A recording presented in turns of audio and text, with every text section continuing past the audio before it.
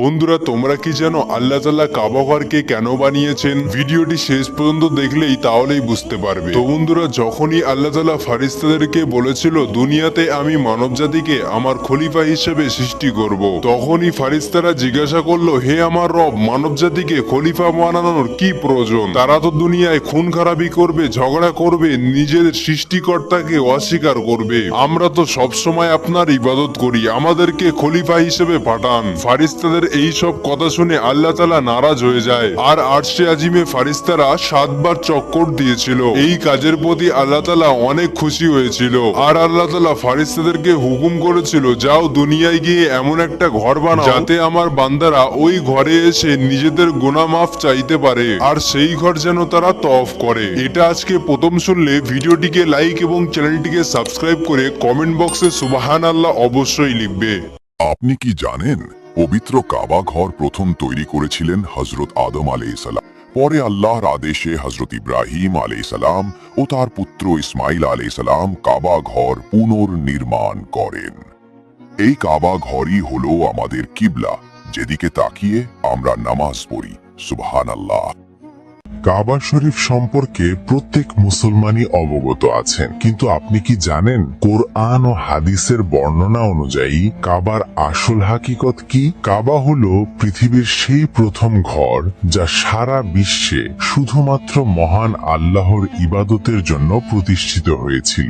এই কাবার প্রথম ভিত্তি স্থাপন করেছিলেন স্বয়ং ফেরেশতারা। পরবর্তীতে যখন আল্লাহ তাআলা হযরত ইব্রাহিম আলাইহিসসালামকে কাবা পুনর্নির্মাণের নির্দেশ দিলেন, তখন এই পবিত্র কাজে আবারও ফেরেশতারা সাহায্যের জন্য যুক্ত হলো। আল্লাহর শ্রেষ্ঠ ফেরেশতা হযরত জিবরাইল আলাইহিসসালাম হযরত ইব্রাহিম আলাইহিসসালামকে কাবার সঠিক স্থানটি দেখিয়ে দিয়েছিলেন। এরপর হযরত ইব্রাহিম আলাইহিসসালাম এবং তার পুত্র হযরত ইসমাইল আলাইহিসসালাম মিলে পাথর দিয়ে কাবার নির্মাণ কাজ শুরু করেন। এই পুরো সময়টিতে হযরত জিবরাইল আলাইহিসসালাম প্রতিটি পদক্ষেপে তাদের সঠিক দিক নির্দেশনা দিচ্ছিলেন। এমনকি হাজরে আসওয়াদ, যা জান্নাত থেকে আসা একটি পবিত্র পাথর, সেটিও ফেরেশতাদের মাধ্যমেই কাবার কাছে পৌঁছে দেওয়া হয়েছিল। হযরত জিবরাইল আলাইহিসসালাম নিজ হাতে এই পাথরটি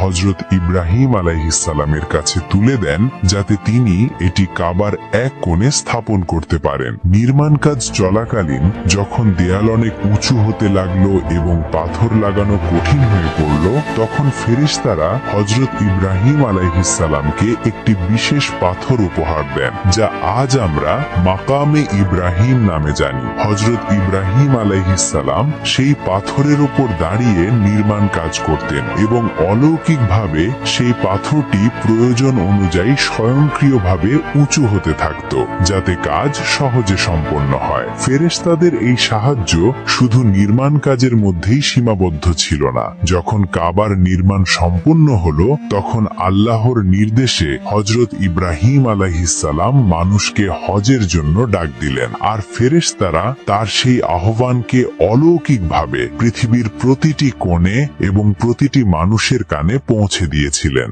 এদিক দিয়ে হলো কাবা শরীফের ভিতরে এন্টার করার দরজা, আর এই পুরো দরজাটি আনুমানিক 300 কিলোগ্রাম স্বর্ণ দিয়ে তৈরি। এটা ছাড়াও কাবা শরীফের ভিতরে 3টি পিলার আছে, যেগুলো আব্দুল্লাহ ইবনে জুবায়ের রাদিয়াল্লাহু তাআলা আনহু সময়কালে লাগানো হয়েছিল, আনুমানিক 1400 বছর আগে। কিন্তু আলহামদুলিল্লাহ এখনো পর্যন্ত একেবারে নতুন দেখায়। এর উপরে প্রত্যেকটা পিলারে স্বর্ণের করার মতো লাগানো আছে। আর এই বক্সে কাবা শরীফের ভিতরে পরিষ্কার করার জন্য কিছু দ্রব্য সামগ্রী আর কিছু সুগন্ধি ও আতর রাখা আছে। আর এই পিলারের উপরের দিকে যদি আপনি নজর দেন, তাহলে দেখবেন অনেকগুলো ফানুস লাগানো আছে, যেগুলো কোনোটা স্বর্ণ আর কোনোটা রূপা দিয়ে তৈরি। আর এর মাঝে কোরআন মাজিদের আয়াত লেখা আছে, আর এগুলো সাহাবাদের আমল থেকেই লাগানো ছিল। আর এইখানে আমাদের প্রিয় নবী হুজুর সাল্লাল্লাহু আলাইহি ওয়াসাল্লাম 2 রাকাত নফল নামাজ পড়েছিলেন, এই জন্য এরকম নিশান দেয়া আছে। যদি কোনো বাদশা বা বিশেষ কোনো অতিথি কাবা শরীফের ভিতরে নামাজ পড়তে চান, তাহলে এখানে দাঁড়িয়ে নামাজ পড়তে পারেন। আর এখানে আরো একটি স্বর্ণের দরজা আছে, যে দরজা দিয়ে কাবা শরীফের ছাদে যাওয়া যায়। ভিউয়ার্স, ভালো লাগলে লাইক এন্ড সাবস্ক্রাইব।